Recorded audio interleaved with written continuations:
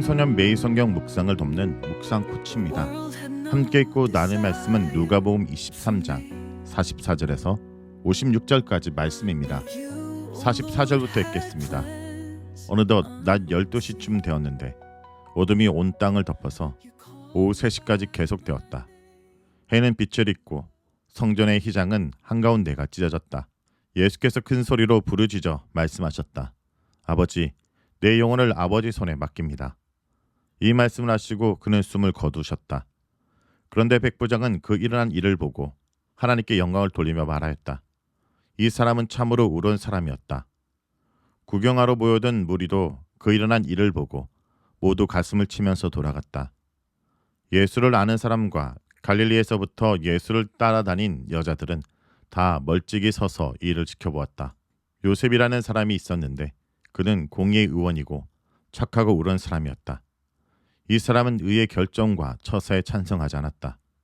그는 유대 사람의 골 아리마대 출신으로 하나님의 나라를 기다리는 사람이었다. 이 사람이 빌라도에게 가서 예수의 시신을 내어달라고 청하였다. 그는 시신을 십자가에서 내려서 삼배로 싼 다음에 바위를 파서 만든 무덤에다 모셨다. 그 무덤은 아직 아무도 묻힌 적이 없는 것이었다. 그날은 준비일이고 안식일이 시작될 무렵이었다. 갈릴리에서부터 예수를 따라다닌 여자들이 뒤따라가서 그 무덤을 보고 또 그의 시신이 어떻게 안장되었는지를 살펴보았다. 그리고 그들은 집에 돌아가서 향료와 향주를 마련하였다. 여러분은 혹시 갑자기 정전이 되었던 경험은 있나요? 불이 다 꺼지고 핸드폰 플래시 하나 켜서 어둠을 뚫고 움직이던 그 느낌이 기억나시나요? 그 순간 우리 마음에 드는 감정은 두려움입니다. 눈에 보이지 않는다라는 것, 그리고 어디로 가야 할지 모른다는 것, 우리를 엄청 불안하게 만듭니다. 오늘 우리가 읽은 본문은 단순히 해가 지는 어둠이 아니라 온 세상이 갑자기 캄캄해지는 말 그대로 정전 같은 어둠이 찾아온 순간을 말합니다. 그런데 그 어둠 속에서 하나님은 우리에게 가장 밝은 빛을 보여주셨습니다. 예수님의 죽음이라는 사건을 통해 하나님의 구원의 빛이 터져 나온 것입니다. 44절을 보면 낮 12시쯤부터 오후 3시까지 온 땅의 어둠이 임했다 말합니다. 해가 빛을 잃었다고 말합니다. 자연 현상이라기보다는 하나님께서 세상 죄에 대한 심판과 슬픔을 상징적으로 보여주시는 것입니다. 하나님의 아들이 죽음을 앞두고 있는 그 순간 창조주 하나님도 세상을 가리신 것입니다. 45절에서는 성전 휘장이 한가운데가 찢어졌다 말합니다. 휘장은 하나님과 사람 사이를 막고 있던 커튼이었습니다. 그것이 찢어졌다는 것은 예수님의 죽음을 통해 하나님과 우리 사이의 벽이 무너졌다는 뜻입니다. 여러분, 우리는 죄 때문에 하나님께 갈 수 없습니다.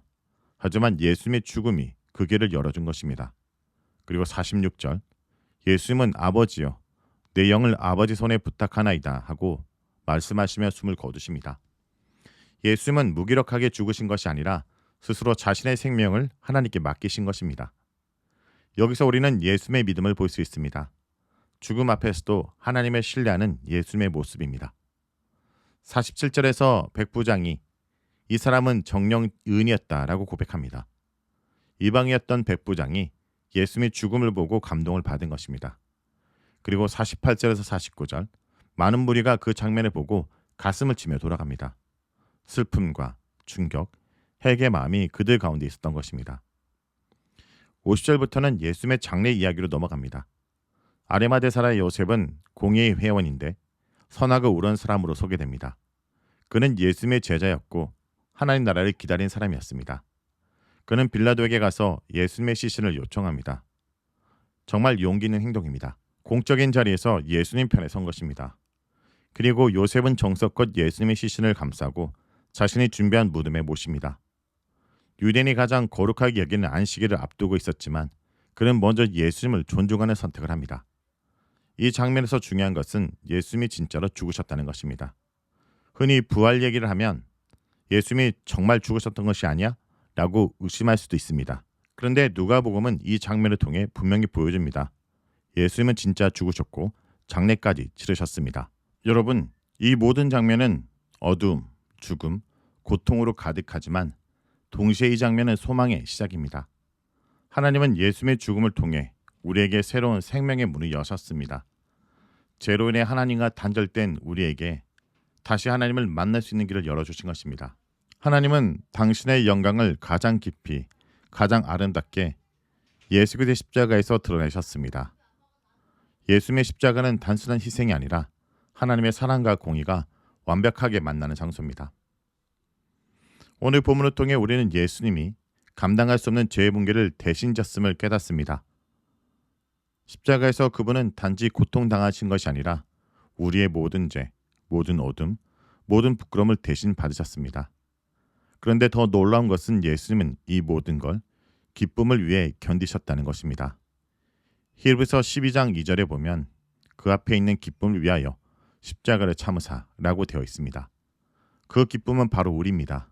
우리가 다시 하나님께 돌아오는 걸 예수님은 기뻐하신 것입니다.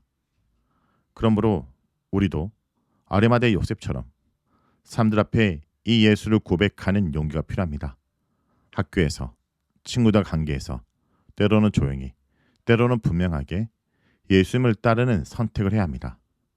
그리고 중요한 것은 예수님이 우리를 대신해 죽으셨다는 사실을 기억하면서 더 이상 죄책감에 눌리지 않는 것입니다.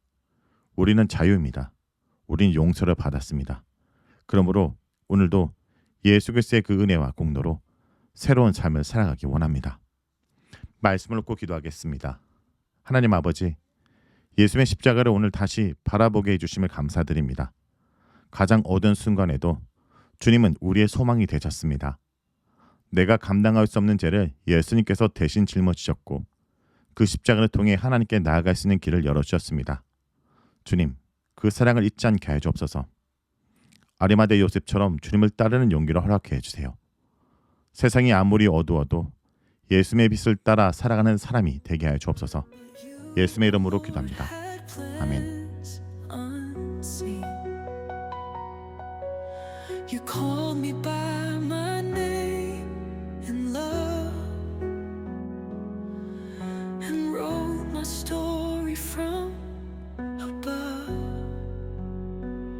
I'm not a product of this place.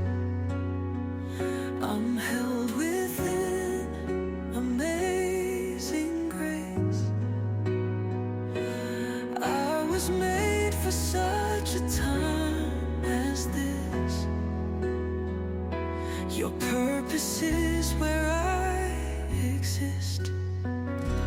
It is not the world that wanted me here, but God who placed me, God who drew me near. I am chosen, I belong. In your strength I carry